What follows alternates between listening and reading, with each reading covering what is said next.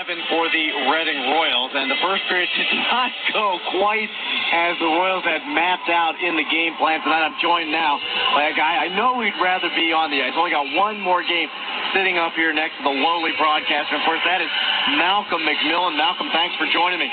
Thank you, Mark, and that's 2 periods. 2 more periods left, that's right. I know you're counting the moment.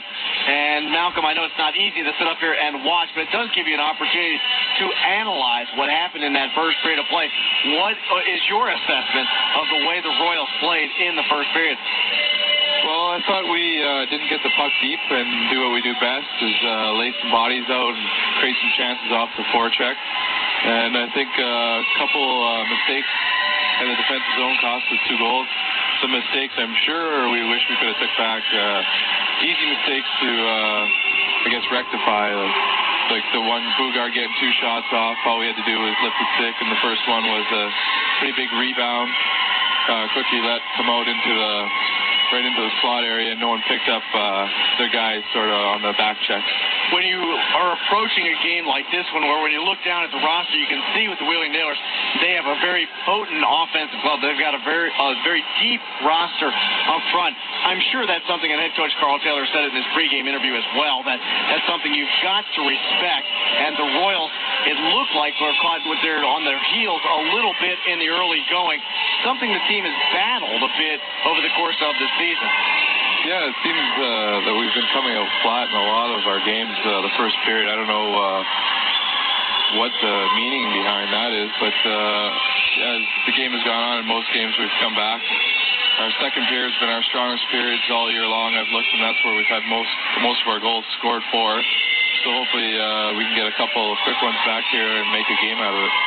It's funny what a pure team game hockey is. I know you and I were talking about this off the air, that in Wednesday night's game, John Quick made some stops and kept the Royals in a hockey game that on paper it looks like it should have been really lopsided. I think if you were at the game and experienced it, I'm not quite sure it was as lopsided as the 45 to 18 shot total would make one believe it. But at the same time, sometimes the goaltender has to step up and carry his team. I think John Quick certainly did that on Wednesday for the Royals. And sometimes it's going to be the flip side. Sometimes the defense and the forwards have to join forces to help their goaltender a little bit, who might be fighting the puck early in the game. It looked like Quickie had a slow start himself, and now he's looking for his teammates to help him out. Yeah, I didn't think he played that bad, but a couple of goals, you can always blame on the goaltender because he's the last line defense. But I didn't think he played that bad. And in the other game, I thought he played well. He made the saves he should make, and he made a couple of big ones where they could have been goals. And like you said, on the stats sheet, it looked like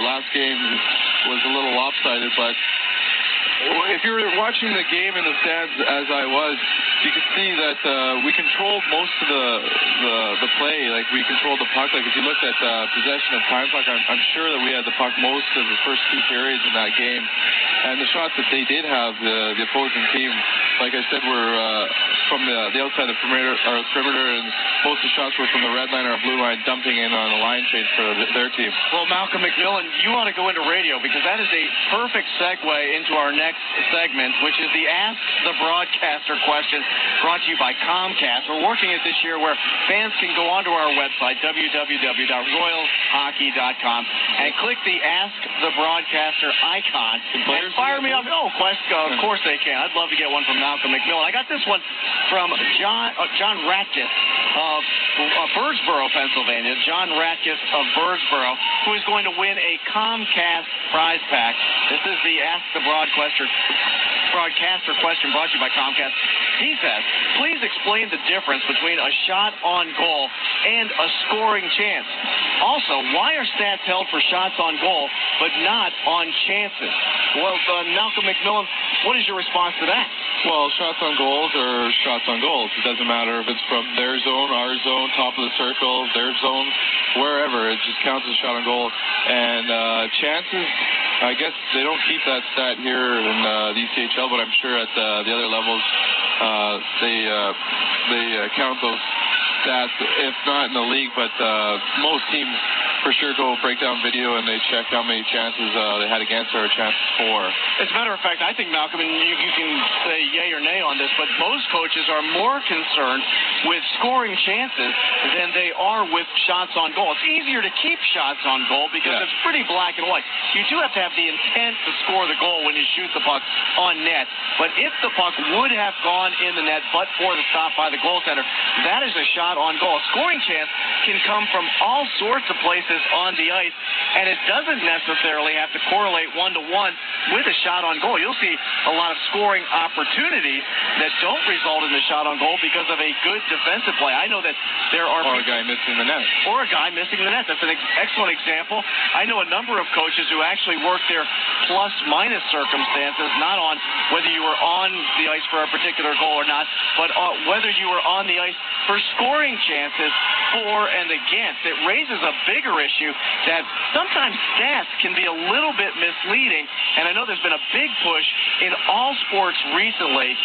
You read the book Moneyball about baseball, that certain stats have become skewed over time, and there's a push. You just made mention, and this is why I thought it was a perfect segue, Malcolm, is because you made mention of possession of the puck, something that is not easy to maintain. And in the ECHL, you don't have enough scoring people associated with the game to keep puck possession. But when you look at it, really that is the ultimate stat that matters. Who controlled the puck? Yeah. Well, that is one of the major stats, and at the end of the game, I guess it's wins and losses who won, because if you control the game most... Yeah, thank you for that. Yeah. Because that is what matters most. Smart Alex over here, right? No, but it reminds me, when you said that, I had a coach back in junior when I was playing in the OHL Guelph Storm. He went through every game tape and counted the scoring chances you were on for and the scoring chances, the scoring chances that were against us and scoring chances that you were for you. And after every game, the next day you could come into the rink and see, scoring chances against on my line, specifically there was 5, and we had 6 scoring chances against their team. So that was one stat, but he was a very smart coach, and he critiqued the game to... I've never seen it to that level. He really critiqued the game. And from a player's perspective, that's really a nice stat to get as well, because sometimes you'll go out there and you'll be unfortunate. You might be a -2 in the game. You're thinking into yourself, I really didn't feel like I played that poorly. And when you break the tape down shift by shift, you really didn't have a terrible game. Now, we all agree that the ultimate stat that matters is what's on the scoreboard. 2-0 right now in favor of the Wheeling Nailers. The Royals want to turn that around. What's it going to take for the Royals here in the second and third period of play to turn this around, get on the positive side of the stat that really matters, Malcolm? Well, it can take anything. It could be one big hit from one of the boys, or someone dropping the gloves, or maybe a fluky play where it goes off one of their guys and in the net and it sparks us. It's 2-1. It's a closer game. You can taste it, and then it takes anything. But if I were Carl, I would go in there and tell them to start getting the puck out of our zone, get the puck in their zone, and start creating chances. Because when we got the puck in their zone, Nettie was a good example. Lukasevich, he was making some plays there. He's getting the puck in the offensive zone around the back of the net and looking for guys, because he had a little bit of time and created some good chances there. He had one in particular. I thought the pass out to Matt Stefanition out in front of the net. Unfortunately, Steph looked like he lost his balance just as he was about to take a one-time slap shot and missed the chance. But you're right, they did have space down low and were able to create some chances. Yeah. And you make a great point, though, Malcolm.